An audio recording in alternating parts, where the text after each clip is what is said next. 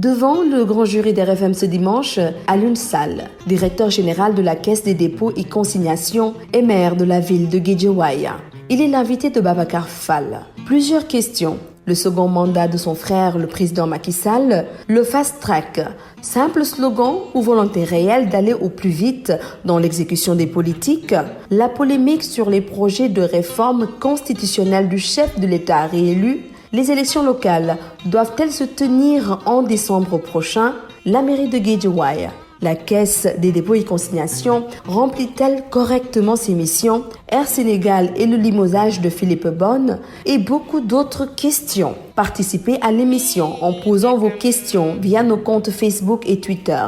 Alioune Sall face à Babacar Fall, le grand jury, dimanche 11h05 sur RFM.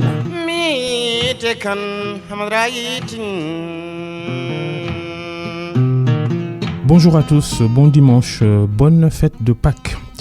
C'est l'une des personnalités politiques les plus controversées de la présidence Macky Sall, son frère aîné. Bonjour Alioune Sall. Bonjour Babacar. Ancien journaliste, vous êtes de la 24e promotion du CESTI, l'école publique de journalisme, la même promotion qu'un certain Mamoudou Ibra Kane, ancien animateur de cette émission, aujourd'hui patron du groupe de presse Immédiat. Vous êtes notamment un ancien de Walfadjri. Et quel est votre plus beau souvenir de journaliste ? Je puis dire sans conteste mon premier article qui fut tellement remanié par le rédacteur en chef de Walf à l'époque, Tidiane Kassé, que je n'ai pas reconnu mes propres mots le lendemain d'un article certes court, mais dense tellement il a été bien réécrit. Qui avait pour titre effrayant, attrayant, et qui parlait d'une œuvre gigantesque de l'artiste, je crois, Mamoudou Diop, posée à l'époque devant la Banque centrale et qui faisait beaucoup d'effet. Vous avez dit tantôt dans la présentation, ancien journaliste, je voudrais pouvoir garder encore mon statut de journaliste. Certes, on dit que le journalisme mène à tout à condition d'en sortir, mais moi j'ai l'impression que même quand on en sort, on reste quand même journaliste dans l'âme et je revendique ce métier. Je me considère comme toujours étant journaliste, même si je n'ai pas l'opportunité de pratiquer tous les jours. Vous êtes ensuite éloigné, mais alors tellement éloigné de ce métier. On passe sur vos fonctions de chef du bureau économique de l'ambassade du Sénégal à Pékin, carrière de diplomate donc. Ensuite, on plonge maintenant dans l'actualité. Aujourd'hui, vous dirigez la Caisse des dépôts et consignations, qui est d'ailleurs le propriétaire unique d'Air Sénégal, la compagnie aérienne créée par l'État sénégalais. Le départ de Philippe Bonne du poste de directeur général d'Air Sénégal, dont vous êtes membre d'ailleurs du conseil d'administration, démission de Philippe Bonne ou limogeage de Philippe Bonne. Pour parler de Air Sénégal, vendredi, le conseil d'administration a pris une décision importante en nommant M. Ibrahima Kane, anciennement directeur général du Fonds 6, le fonds souverain de l'État du Sénégal, à la tête de la compagnie aérienne. Il est habituel que dans ces situations, qu'il y ait toujours des polémiques, à savoir il a démissionné, non, il n'a pas démissionné, il a été remercié.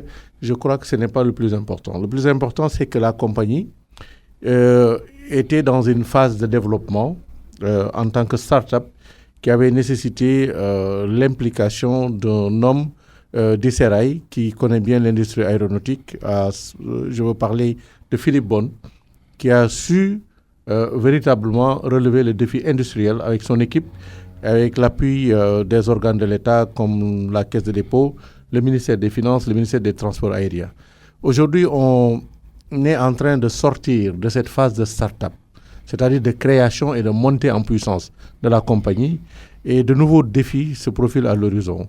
Défis de structuration financière pour justement répondre à ce besoin en capital extrêmement important qui est propre aux compagnies aériennes, mais défis organisationnels et aussi de management, puisque nous voulons que notre compagnie soit aux standards internationaux en termes de rigueur dans l'organisation, en termes de traçabilité dans les opérations et sous la haute autorité du chef de l'État, nous avons choisi M. Ibrahima Kane qui est capable de relever ces défis-là. Ibrahima Kane, ancien directeur du FONSIS, le Fonds souverain d'investissement stratégique qui remplace Philippe Bonne, répondait quand même à la question, Aliou Sall, a-t-il décidé lui-même de quitter son poste de directeur général de la compagnie ou c'est le conseil d'administration qui lui a demandé de partir? Philippe Bonne a écrit une lettre de démission pour quitter ses fonctions de directeur général. Et la suite logique était que le conseil d'administration nomme un nouveau directeur général. Voilà comment les choses se sont passées. Les difficultés que la compagnie sur son A330 Neo ne sont pas sans doute étrangères à son départ? Cela n'a pas été même discuté vraiment à l'ordre du jour de ce conseil qui s'est strictement penché sur son départ suite à sa démission et sur la nomination d'un nouveau directeur général, ainsi que la restructuration de l'organigramme d'ailleurs, puisque Air Sénégal est organisé suivant un manuel de procédure, en construction, il faut le dire, pas encore achevé, mais le conseil de vendredi a permis de nommer un directeur général, mais aussi d'éliminer par exemple le poste de secrétaire général de la compagnie. Tout ça dans le cadre de la simplification de l'organigramme et aussi de la logique d'efficacité qui anime les autorités et qui doit animer désormais la direction générale. La presse du week-end a évoqué notamment, entre autres raisons, du départ de Philippe Bonne d'Air Sénégal, la compagnie aérienne nationale, sa décision de louer un avion auprès d'une compagnie portugaise après justement les difficultés techniques notées sur l'Airbus A330 Neo d'Air Sénégal. Comme je l'ai dit tantôt, le conseil d'administration qui ne s'est pas réuni dernièrement, depuis plus d'1 mois, n'a pas eu l'occasion d'évoquer ces questions. Donc, il est tout à fait faux de penser que c'est la question de la location d'un aéronef qui a été à l'origine du départ de Philippe Bonne. Je le répète, qui a présenté sa démission et qui a été remplacé. Je dois préciser que son départ et son remplacement arrivent à un moment dans l'évolution de la compagnie aérienne où la compagnie doit changer de cap. Je l'ai dit tantôt, il était question de mettre en place un projet industriel avec la montée en puissance d'un certain nombre d'aéronefs, dont 4 qui doivent être acquis et avec d'autres aéronefs qui sont loués. Ça nécessitait la présence d'un homme du milieu et surtout de quelqu'un qui connaît. C'est un ancien d'Airbus. C'est un ancien d'Airbus et je crois que sa présence a beaucoup aidé à donc permettre à Air Sénégal de... Il reste salarié, il reste dans le conseil d'administration? Non, administrateur ne veut pas dire salarié, il sera administrateur. Il a été coopté vendredi par le conseil d'administration et je crois que son expérience et son expertise vont servir au conseil d'administration pour mieux travailler avec la direction générale. Alors, Ibrahima Kane, qui remplace donc Philippe Bonne à la tête d'Air Sénégal, il y a eu justement, Aliou Sall, ce débat dans l'opinion. Pourquoi n'avoir pas nommé un Sénégalais dès le départ au lieu d'un expatrié? Très franchement, je pense que c'est un débat qui n'aurait pas dû avoir lieu. Moi, personnellement, j'aborde l'exclusion, la logique qui consiste à dire que seuls les nationaux doivent être aux responsabilités, pour d'ailleurs une raison très simple. Nous autres Sénégalais sommes présents dans beaucoup de pays et nous avons beaucoup de compatriotes à la tête de compagnies internationales, à la tête même d'organismes publics d'autres pays. Je connais des amis qui sont de hauts fonctionnaires ou des consultants à très haut niveau dans des pays africains. Pas forcément à des postes de souveraineté, entre guillemets. Mais si, il y a beaucoup de Sénégalais dans différents pays qui sont à des postes qui pourraient être considérés comme des postes de souveraineté. Et je crois que la même logique voudrait que le Sénégal soit ouvert à de l'expertise internationale. Encore une fois de plus, moi je ne suis pas d'accord qu'on dise les Sénégalais sont les seuls à pouvoir occuper les postes de responsabilité de ce pays. Encore une fois, une compagnie aérienne, ce n'est pas un poste de souveraineté. C'est certes le pavillon national, mais c'est une entreprise privée, encore une fois de plus, dont l'actionnaire, pour le moment unique d'ailleurs, est la Caisse de dépôt et de consignation, même si La Caisse de dépôt et de consignation est un organe de l'État et donc répond aux orientations de l'État. Pourquoi l'État s'est basé sur la Caisse de dépôt et de consignation pour lancer cette compagnie aérienne et la CDC qui en devient, comme vous le dites, propriétaire unique? Dans ses missions décrites dans la loi créant la Caisse de dépôt, il apparaît clairement que la Caisse de dépôt est un levier de financement, est un levier d'investissement pour le compte de l'État du Sénégal. Et en ce sens, il est tout à fait logique que pour créer une compagnie qui, je le rappelle, demande beaucoup de capitaux, il était tout à fait logique que l'État du Sénégal puisse s'orienter vers la Caisse de dépôt, qui aussi était présente dans la défunte Sénégal Airlines. Donc, ce n'est pas tout à fait une nouveauté et c'est dans les missions clairement définies par la loi de la Caisse de dépôt et consignation. Les transports aériens, en tout cas, un secteur difficile. Le Sénégal n'en est pas à sa première expérience de création d'une compagnie aérienne nationale. Déjà, l'achat de 2 Airbus A330 Neo qui coûtent chacun 66 milliards de francs CFA, ça coûte cher à lui seul. Est-ce que vous allez vous en sortir? Alors, vous l'avez dit tout à l'heure, il est reconnu que les compagnies aériennes ne sont pas les entreprises les plus rentables au monde. Mais elles sont tout à fait utiles. Ce n'est pas pour rien que chaque pays essaie de disposer d'un pavillon national et de faire exister une compagnie aérienne parce que du point de vue stratégique et du point de vue économique, l'impact est évident. Même si les compagnies elles-mêmes ne génèrent pas immédiatement des profits permettant à ses propriétaires de s'enrichir, elles permettent au pays, du point de vue de leur stratégie économique, de se positionner et de pouvoir développer d'autres secteurs d'activité. Ceci dit, en général, quand une compagnie se porte très bien, quand elle évolue dans un contexte commercial favorable, on peut s'attendre à ce qu'au bout de 8 années, qu'elle commence à gagner de l'argent. Cela veut dire quoi? Cela veut dire que ses actionnaires doivent soutenir l'effort d'investissement et l'apport en capitaux, et c'est ça que l'État du Sénégal est en train de faire à travers la Caisse de dépôt et consignation avec l'appui du ministère des Finances. Mais il est évident que dans les prochaines phases, la compagnie devra s'ouvrir à des investisseurs privés afin de relever le défi de la capitalisation. Des privés nationaux et internationaux ou même peut-être d'autres structures publiques, d'autres structures de l'État. Ce qui est important, c'est que la compagnie va rester une compagnie du Sénégal, c'est-à-dire sous le contrôle de l'État du Sénégal. Ça veut dire que nous garderons la majorité, soit à travers la Caisse de dépôt ou d'autres organismes de l'État, ou l'État directement à travers le ministère des Finances. Les schémas ne sont pas encore arrêtés, mais en dehors du contrôle qui est une option stratégique définie par l'État, nous sommes tout à fait ouverts. Et je sais que l'équipe actuelle de Air Sénégal a entamé des discussions pour ces différentes opérations et le conseil d'administration, sous l'orientation de l'État, appuiera la direction générale afin de pouvoir s'ouvrir. Conseil d'administration dirigé par l'ancien Premier ministre Souleymane Ndéné Ndiaye, vous tenez à ce que ça soit une compagnie nationale définitivement? Si par exemple un jour une grosse compagnie comme Air France, KLM décidait d'en devenir partenaire stratégique, l'État du Sénégal va lui refuser cela. C'est un exemple. L'option de départ, c'était de dire on crée notre industrie, on crée notre compagnie et après, on essaie de voir si on doit s'ouvrir. Il est évident, je crois que le destin d'une compagnie aérienne, c'est de s'ouvrir.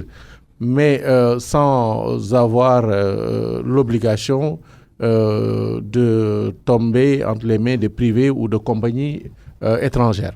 Encore une fois de plus, l'option de l'État, c'est de garder la compagnie comme une compagnie nationale, ce qui ne nous empêche pas de nous ouvrir à des partenaires stratégiques ou pas, dans un avenir que je pense d'ailleurs assez proche. Je rappelle, Aliou Sall est notre invité, le patron de la directeur général de la Caisse des dépôts et consignations, une jeune caisse. Oui. Et elle n'est créée qu'en 2006 et d'ailleurs les activités n'ont réellement démarré qu'en 2007. Combien elle pèse aujourd'hui? En total bilan, puisque je crois que c'est ça le plus important, nous tournons autour de 150 milliards francs CFA. Ceci dit, nous sommes totalement loin de ce que les gens peuvent penser en termes de liquidité, je veux dire en termes d'argent liquide. Autrement dit, il faut bien comprendre que nous collectons des ressources de diverses origines, notamment des notaires, des cautions pour les concessions de services publics. Quand vous payez votre caution à la Sénélec, cet argent est versé chez nous, etc. Donc nous collectons toutes ces ressources et nous essayons de les fructifier pour le compte de l'État, mais tout en assurant une sécurité. Les cautions récoltées par les tribunaux, les juridictions. Par les tribunaux, disons les cautionnements, etc. Toutes ces sources, toutes les transactions financières opérées auprès des notaires sont sécurisées au niveau de la Caisse des dépôts. On se demande d'ailleurs pourquoi une caisse des dépôts et consignations, c'est un travail que le Trésor public pouvait bien faire, que le Trésor public faisait d'ailleurs. Absolument. C'est en 2006 que l'État du Sénégal a décidé de créer la Caisse des dépôts et consignations et donc de transférer les compétences dans ce domaine à la Caisse des dépôts, compétences qui auparavant étaient gérées par le Trésor. Mais l'histoire globalement des caisses de dépôt dans le monde est apparue donc en France après la guerre des 100 ans, qui était caractérisée par une certaine défaillance de l'État et des autres acteurs économiques. De sorte qu'il était devenu nécessaire d'imaginer et de mettre en place un mécanisme d'abord fiable, mécanisme crédible, par lequel la France, l'État français, pouvait mobiliser des ressources sans jouer sur le manque de crédibilité qui caractérisait les instances publiques. C'est pourquoi d'ailleurs, à l'origine, en France, mais toujours aujourd'hui en France, la Caisse de dépôt dépend de l'Assemblée nationale et pas de l'exécutif. C'était pour assurer une certaine indépendance de l'organe vis-à-vis des différents gouvernements qui étaient caractérisés par leur instabilité due au fait que c'était des régimes parlementaires et que c'était assez instable. Donc la Caisse de dépôt, c'est un instrument certes public de l'État du Sénégal, mais c'est un instrument qui est à mi-chemin entre le privé et le public et qui doit, en toutes circonstances, assurer la sécurité des ressources qui lui sont confiées. Il y a les comptes en banque de la Caisse de dépôt, mais aussi son patrimoine immobilier, mais également dans vos missions, il y a la construction de logements sociaux. Est-ce que vous en faites déjà ? Alors, la Caisse de dépôt a beaucoup investi dans les logements sociaux, même si les projets, il faut le reconnaître, ont tardé à démarrer. Mais nous comptons un projet important de logements sociaux, notamment à Bambilor, qui va livrer ses premières maisons en 2019. Indépendamment de ces villas, nous avons lancé un programme de terrain viabilisé autour de 3500, toujours à Bambilor. Mais en dehors du logement social, nous avons aussi la possibilité de développer de l'immobilier de standing, ce qui permet, ce qui, du point de vue commercial, certes est plus intéressant que les logements sociaux, mais qui doit aller au même rythme que les logements sociaux. Il y a une nouvelle ère qui s'ouvre avec l'orientation, la décision du chef de l'État de faire 100 000 logements, et la Caisse de dépôt entend prendre sa part dans ce programme. À quelle échelle ? Je ne peux vous dire parce que d'abord, il n'y a pas encore une discussion avec les ministères compétents pour déterminer ce que nous pourrions faire, mais notre ambition est de participer au moins pour 20 000 logements d'ici 5 ans. Vous dirigez cette caisse depuis septembre 2017. Grosse polémique à l'époque. Votre frère aîné, le président Macky Sall, avait dit avant qu'il ne vous nommera jamais à un poste dans la gestion des affaires publiques. Résultat des courses, il fait le contraire. Je crois que s'il l'avait dit, ce n'était pas juste aussi à mon égard, à l'égard d'un citoyen qui s'appelle certes Aliou Sall, mais qui est un citoyen qui doit bénéficier des mêmes droits et, n'est-ce pas, respecter les devoirs de citoyen.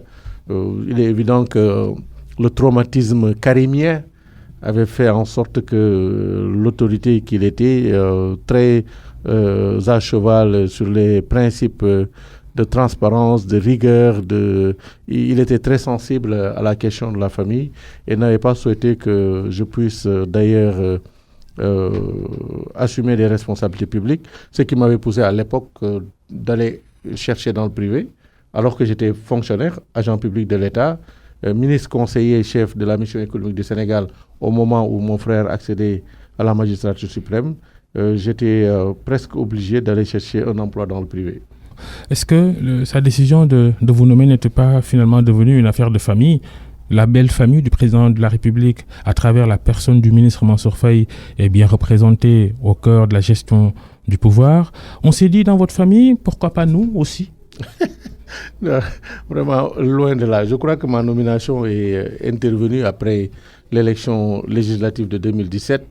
Élection qui, vous vous rappelez, était assez compliquée pour nous à Guédiawaye, puisque les militants avaient décidé que j'étais leur candidat.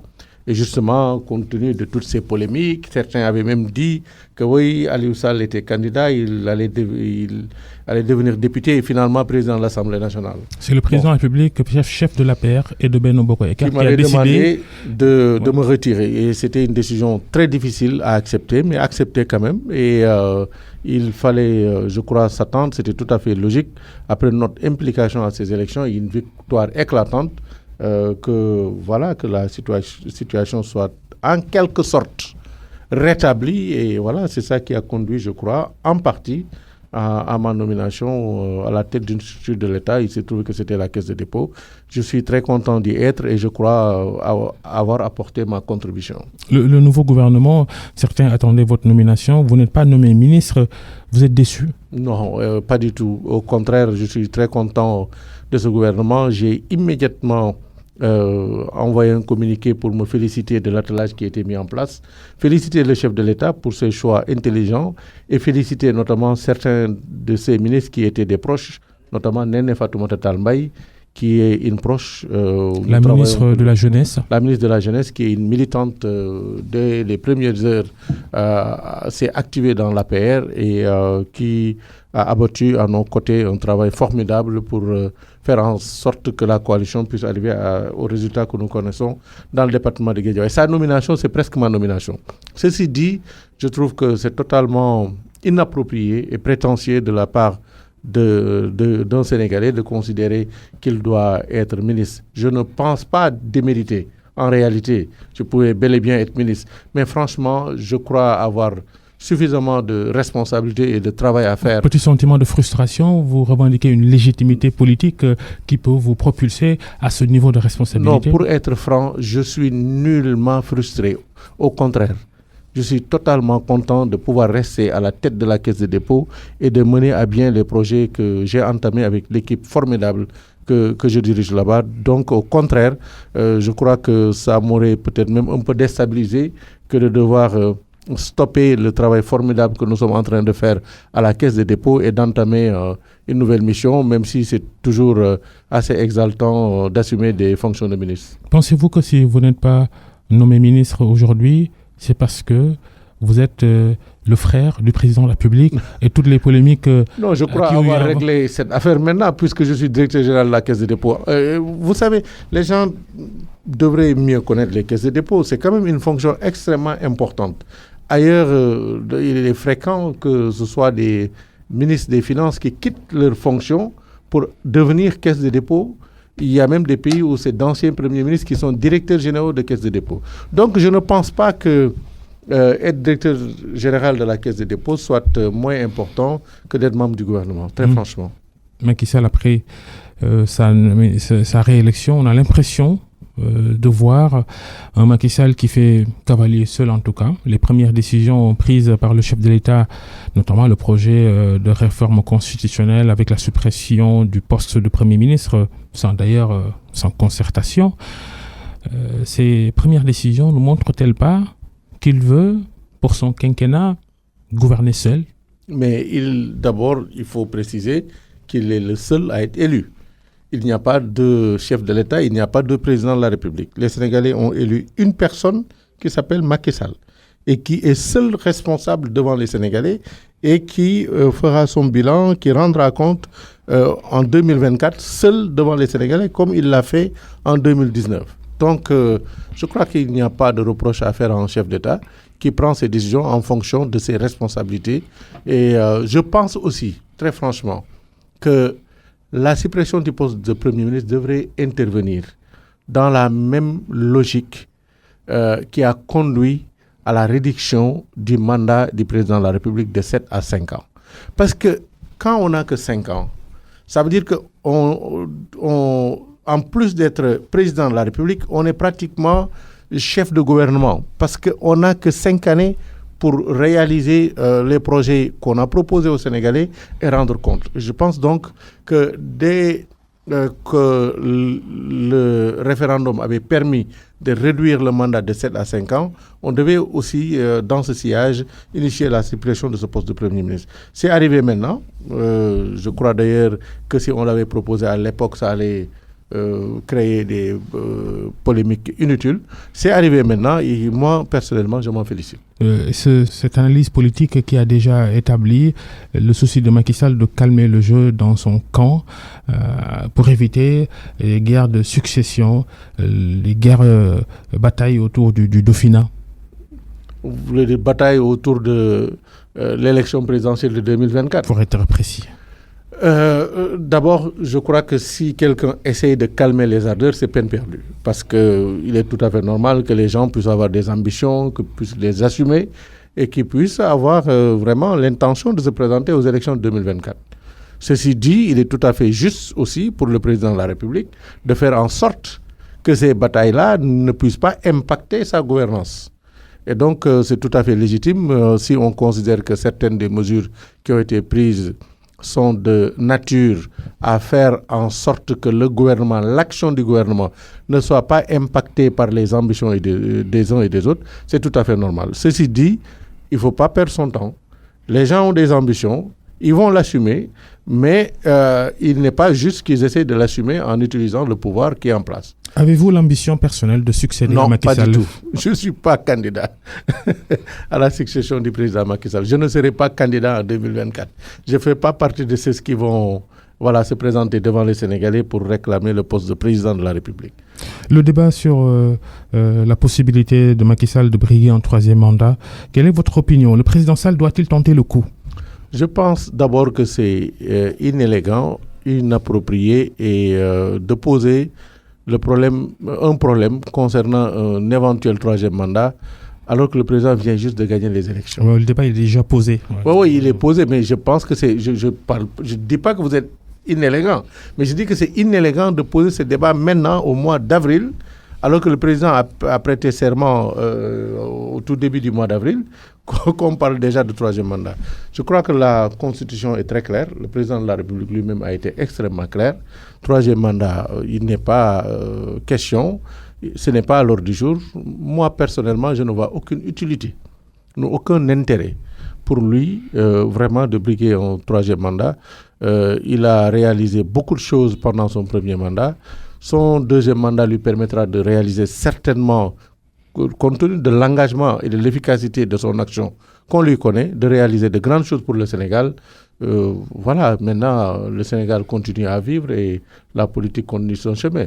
L'APR, par contre, est un parti qui doit perdurer et qui doit continuer à assumer ses responsabilités, à jouer un rôle politique éminent et à rester au pouvoir le plus longtemps possible. Est-ce que votre opinion, c'est l'opinion de tout l'entourage? Mon opinion, c'est mon opinion personnelle. Quelle est la température chez les proches du président Macky Sall sur cette question-là? Non, je veux dire, moi, est-ce que je suis un proche du président Macky Sall? Je ne sais pas, je suis membre du secrétariat national, mais encore une fois de plus, je vous donne mon opinion personnelle.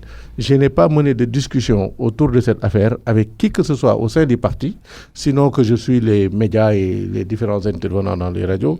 Il n'y a pas de discussion autour de la succession du président parce que c'est prématuré.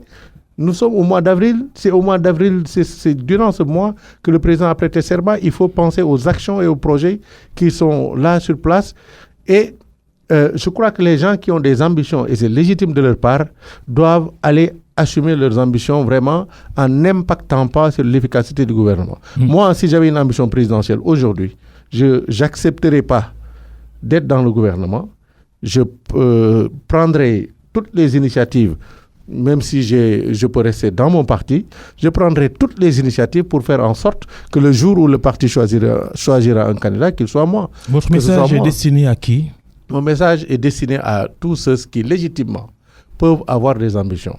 mais qui, à tort, pensent qu'ils ne doivent pas travailler pour cela, qu'ils doivent s'attendre à ce que le pouvoir leur soit servi sur le plat par Macky Sall. Ça, ce n'est pas possible. D'abord parce que les Sénégalais sont assez mûrs pour ne pas accepter un dauphinat.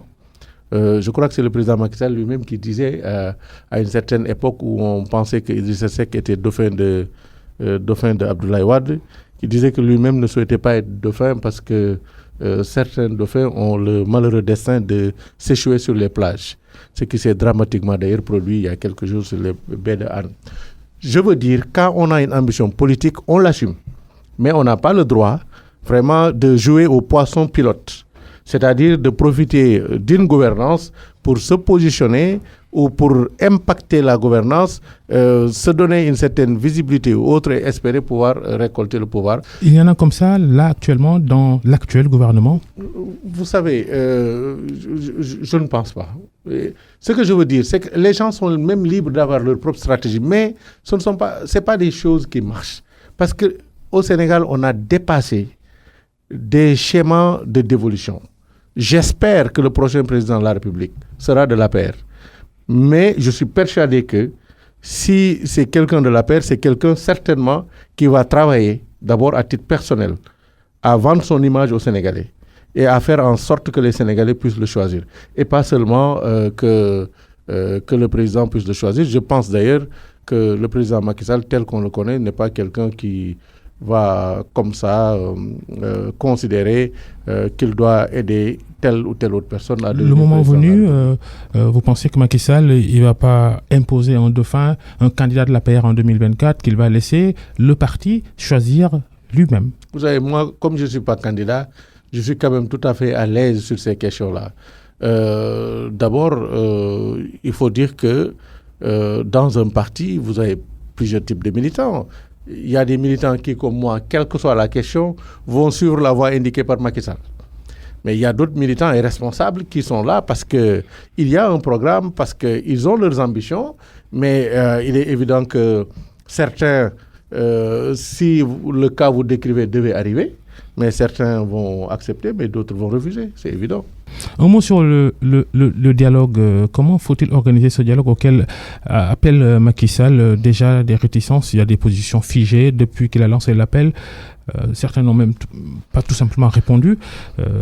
Faut-il dialoguer? C'est-à-dire que moi, j'appelle la société civile à prendre ses responsabilités. Elle ne peut pas nous reprocher. Et quand je parle de la société civile, je parle aussi de la presse, qui je considère est une partie de la société civile. Les gens ne peuvent pas nous reprocher de ne pas instaurer le dialogue et ne pas quand même critiquer le refus de réponse d'une certaine partie de l'opposition. On ne peut pas être dans un pays et dire qu'on ne va pas dialoguer.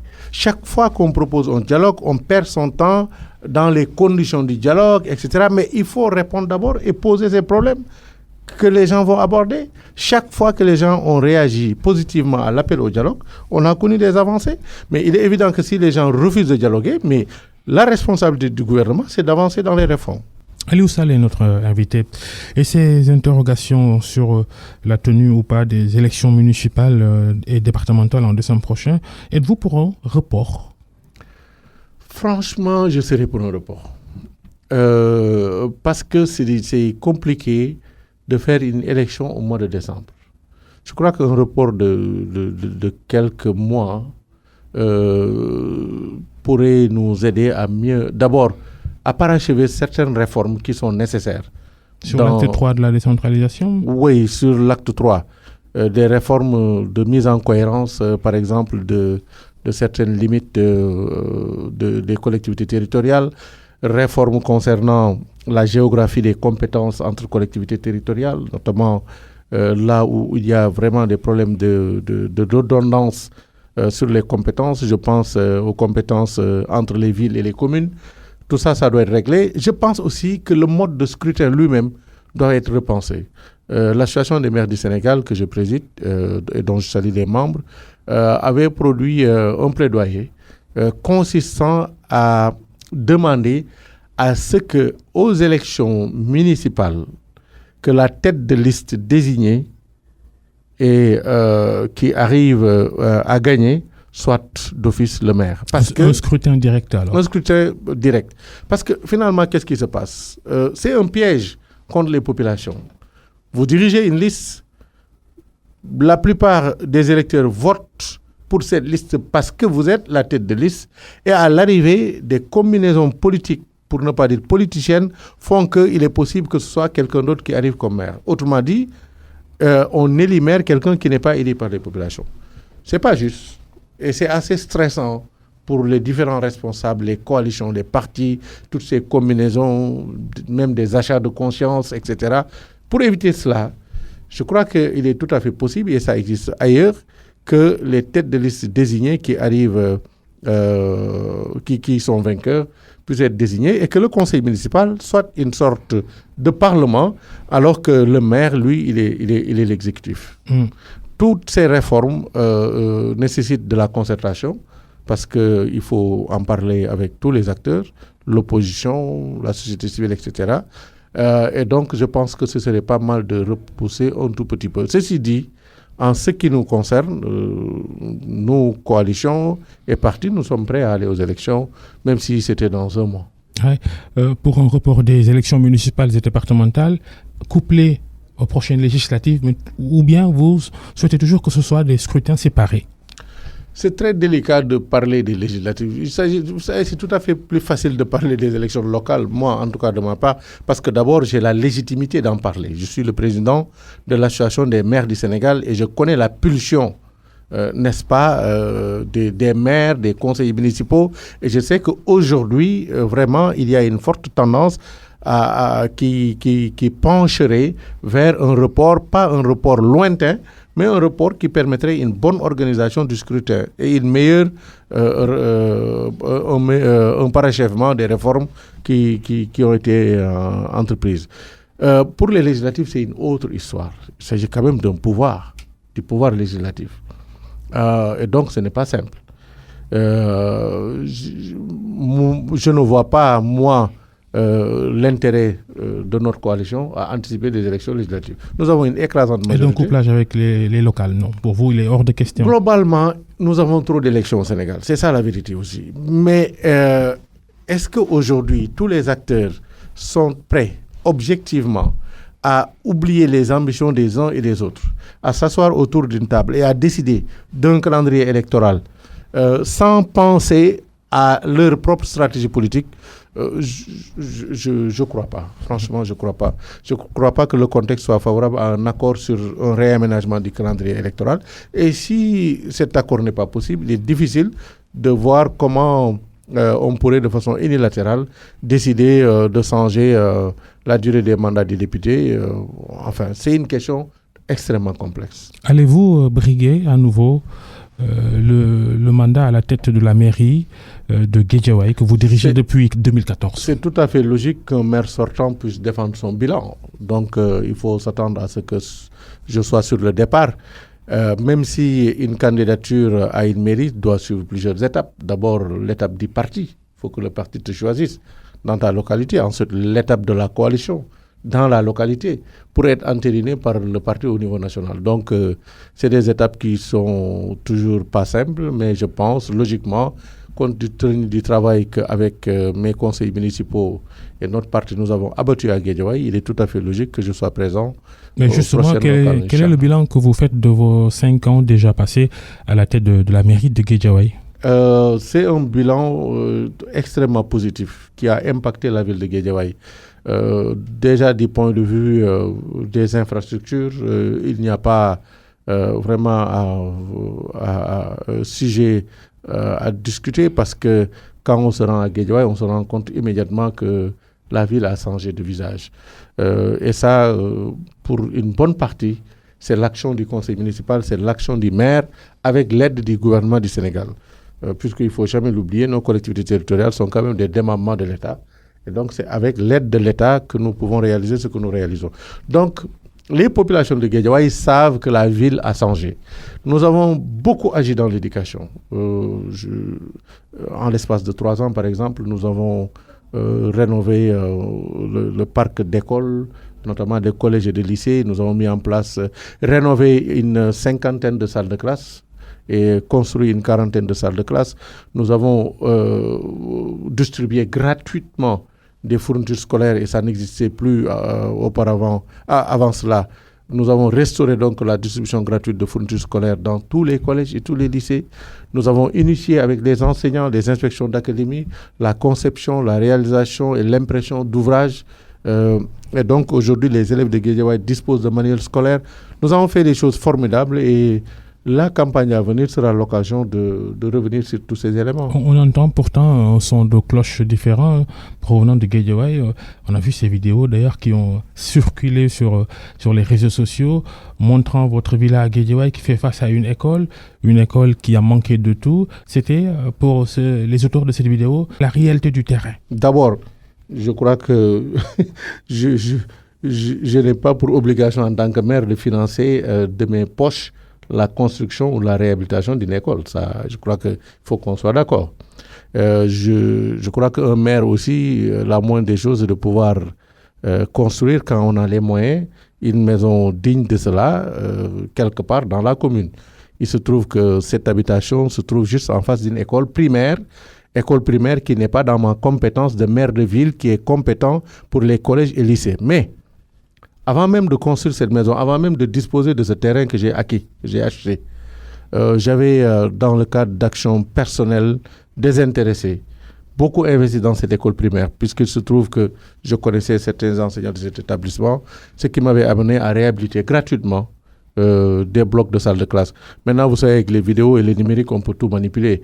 Mais cette vidéo est totalement en désaccord avec la réalité de mon action dans le domaine de l'éducation à Guédiawaye.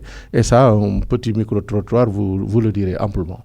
Vous êtes le président de l'AMS, vous l'avez dit tout à l'heure, Association des maires du Sénégal. Les collectivités territoriales, cette question, vous l'avez même effleurée un peu tout à l'heure. Les collectivités territoriales, dans leur ensemble, n'ont cessé de se plaindre de l'absence de ressources suffisantes pour bien mener leur mission.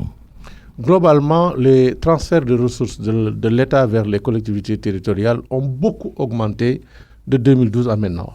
Il est évident que ces ressources ne sont pas suffisantes à notre niveau. Nous pensons que l'État devrait faire beaucoup plus d'efforts.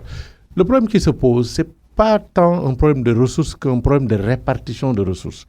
Vous voyez aujourd'hui, les dépenses de l'éducation en matière de création d'écoles, de construction d'écoles et autres sont assurées par le ministère de l'Éducation. Alors qu'on a théorisé depuis longtemps la déconcentration du budget d'investissement, notamment dans le domaine de l'éducation. Il est, je crois, tout à fait aberrant de concevoir que c'est un organe qui se trouve à Dakar qui doit construire des écoles primaires à Gossas ou à Fongolemi ou à Bani Israël. Ça n'a pas de sens. Je pense que les communes, les départements ont toutes les compétences aujourd'hui et si elles les ont pas, elles ont la possibilité d'avoir l'appui des ARD, les agences régionales de développement, et donc d'assurer leur propre maîtrise d'ouvrage pour assurer les investissements concernant ces infrastructures. Donc je pense qu'il faut repenser la répartition des dépenses publiques en permettant aux collectivités territoriales de disposer de plus de ressources qui existent mais qui sont aujourd'hui administrées par les organes centraux de l'État. Faut-il retourner à ce schéma de l'acte 1 de la décentralisation, renforcer plutôt les mairies de ville, les grandes mairies, éliminer peut-être les petites communes? Non, retour en arrière, ça, il n'est pas question. Les maires dans leur ensemble, opposition, parce qu'aujourd'hui, le constat, c'est que ça n'a pas beaucoup marché, le fait de créer plusieurs autres petites communes autour des villes. Non, j'en viens. Les maires dans leur ensemble ont salué l'esprit et la lettre de l'acte 3 de la décentralisation qui confère plus de compétences aux collectivités territoriales et qui a installé un nouvel état d'esprit fait de plus de responsabilités des collectivités territoriales. Donc ça, c'est un acquis sur lequel nous ne comptons pas revenir.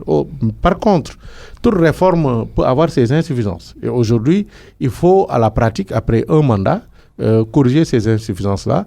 Et, je crois que la question de la compétence entre les communes et les villes se pose. Et il faudra le poser. Les communes elles-mêmes ont posé ce problème parce que quand on a transféré la gestion des établissements de santé, ça a causé beaucoup de problèmes. Parce que les communes ne peuvent pas... n'ont pas toujours les ressources pour le gérer.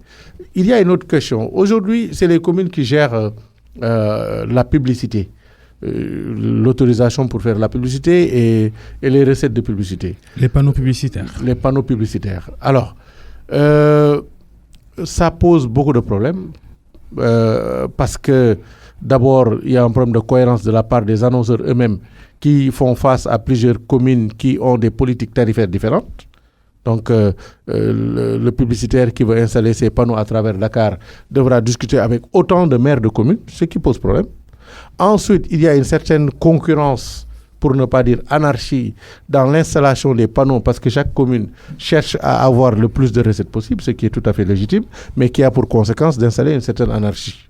En la gestion de la voirie et de la propreté de la voirie, ça pose problème, parce que tu ne sais pas nettoyer une avenue sur une section de 3 km et laisser l'autre partie parce que simplement elle est dans le territoire d'une autre commune. Donc il y a beaucoup de problèmes qui devaient être réglés d'ailleurs par la logique de l'intercommunalité. Parce que l'acte 3 a défini la ville comme une intercommunalité, c'est-à-dire une instance qui devrait permettre aux différentes communes de transférer les compétences qu'elles ne pouvaient pas gérer seules au niveau de cette instance. Mais cela ne s'est pas fait. On a été très optimiste quant à la générosité des collectivités, des communes. Cela ne s'est pas fait, mais il faudra, par le biais de la loi, essayer de retraiter ces questions qui sont des questions d'importance.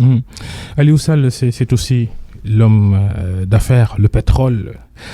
Les soupçons de corruption dont vous avez fait l'objet dans l'attribution de blocs offshore à Petrotim, dont vous avez été le gérant de sa filiale sénégalaise, vous êtes toujours dans ce business, Aliou Sall? Depuis que j'ai arrêté et que je l'ai dit officiellement, je me garde de parler de pétrole. Je suis loin de l'industrie pétrolière. Je ne suis plus actif là-dedans. Je n'y travaille plus. Je ne veux plus parler de cela. Et ces accusations, franchement, gros passif, peut-être qu'il faudra... Franchement, je crois avoir répondu à toutes les questions possibles et imaginables sur ces questions. Ma décision est de ne plus parler de ces sujets, j'en ai suffisamment parlé. Vous suivez toujours l'actualité du pétrole et du gaz sénégalais? Moi, je suis journaliste et en tant que tel curieux de tout savoir. Et donc, je suis toute l'actualité, y compris celle que vous évoquez. Avez-vous des nouvelles de Franck Timis, votre ancien collaborateur? Je n'ai plus de relation de travail avec lui depuis que je l'ai annoncé. Maintenant, quand il s'agit de relations personnelles, ça me concerne et je n'aimerais pas en parler. Aliou Sall, merci d'être passé devant le grand jury d'RFM. Vous êtes le maire de Guédiawaye, directeur général de la Caisse des dépôts et consignations, président de l'association des maires du Sénégal. Alors, quel agenda? C'est fou, hein. D'abord, franchement, je crois que les plus grands perdants, c'est mes enfants. Et vraiment, je suis très désolé de ne jamais pouvoir les voir. J'ai un agenda de fou. Merci. Bon dimanche.